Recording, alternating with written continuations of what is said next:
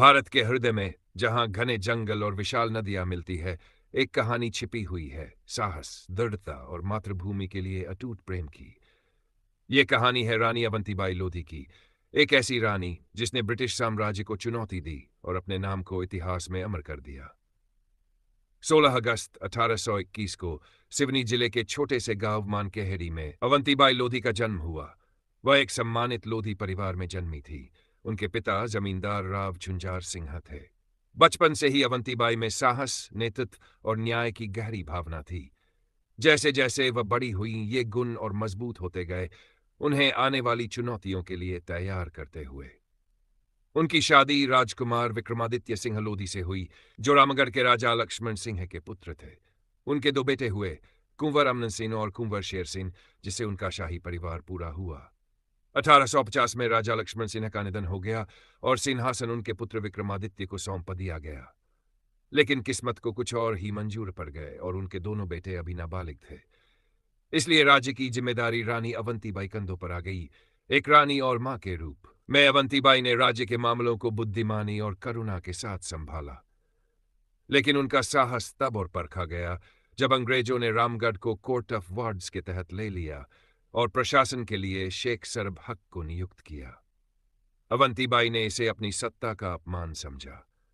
विदेशी शासन के आगे झुकने से इंकार करते हुए उन्होंने रामगढ़ से अंग्रेज अधिकारियों को निकाल दिया। पति के निधन के बाद उन्होंने अपने राज्य और प्रजा की सुरक्षा की पूरी जिम्मेदारी ली। उनकी यह कार्यवाही केवल विरोध की नहीं थी, बल्कि गहरे देश प्रेम की थी। उन्होंने राज्य के किसानों को ब्रिटिश निर्देशों का पालन न करने का आदेश दिया, जिससे उनकी लोकप्रियता और बढ़ गई।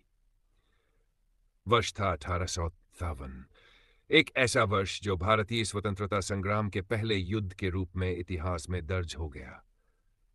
जैसे जैसे अंग्रेजों के खिलाफ विद्रोह बढ़ा, रानी अवंतीबाई उसकी सबसे प्रबल नेता बन गई। जब युद्ध का आह्वान किया गया, अवंतीबाई ने गोंड राजा शंकर शाह की अध्यक्षता में एक विशाल सम्मेलन का आयोजन किया। उन्होंने आसपास के राज्यों के राजाओं और जमींदारों को कांच की चूड़ियां भेजी, एक पत्र के साथ जिसमें लिखा था, या तो मातृभूमि की रक्षा के लिए कमर कस लो या घर बैठकर कांच की चूड़ियां लो, अपने धर्म की शपथ पूरी करो। उनके शब्दों का असर गहरा था। एक एक करके आसपास के राजा ब्रिटिश के खिलाफ एकजुट हो गए, अपने देश के लिए सब कुछ त्यागने को तैयार हो गए। जब विद्रोह भड़क उठा, अवंतीबाई ने 4000 बहादुर सैनिकों की सेना खड़ी की और उसका नेतृत्व किया। उनका पहला युद्ध खैरी गांव में हुआ, जो मांडला के पास था।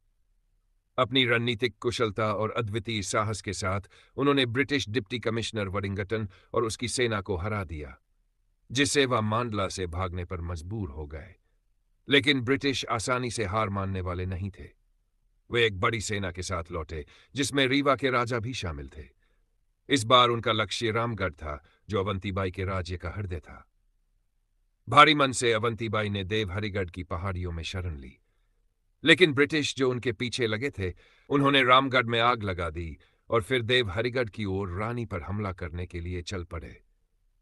सभी बाधाओं का सामना करते हुए अवंतीबाई ने गोरिल्ला युद्ध का सहारा लिया, अपनी सेना का नेतृत्व किया और अपने राज्य को बचाने की कोशिश की।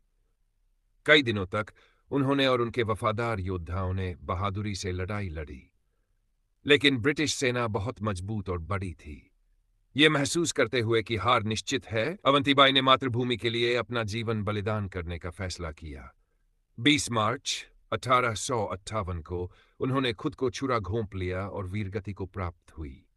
उनके बलिदान के बाद इस क्षेत्र में आंदोलन दबा दिया गया और रामगढ़ भी ब्रिटिश के अधीन आ गया। हालांकि रानी अवंतीबाई का जीवन छोटा रहा, लेकिन उनकी विरासत जीवित रही। भारत की स्वतंत्रता के बाद रानी अवंतीबाई लोधी की बहादुरी और योगदान को कई तरीकों से याद किया गया और सम्मानित किया गया। उनकी वीरता की कहानी लोकगीतों और प्रदर्शनों के माध्यम से जीवित रही, विशेष रूप से गोंड जनजाति, जो इस क्षेत्र की वनवासी जनजाति है। भवानीबाई केवल एक रानी नहीं थी, वह एक विचार थी, एक अमर विचार, जिसने हमें यह सिखाया कि देश प्रेम का सच्चा मतलब क्या है। दोस्तों, अगर आपको यह कहानी पसंद आई हो तो कृपया हमारे वीडियो को लाइक करें, अपने दोस्तों के साथ शेयर करें और इसी तरह की प्रेरणादायक कहानियों के लिए कहानी का खजाना चैनल को सब्सक्राइब करना न भूलें। आपका एक सब्सक्राइब हमारे लिए एक आशीर्वाद की तरह है। धन्यवाद। जय हिंद, जय भारत।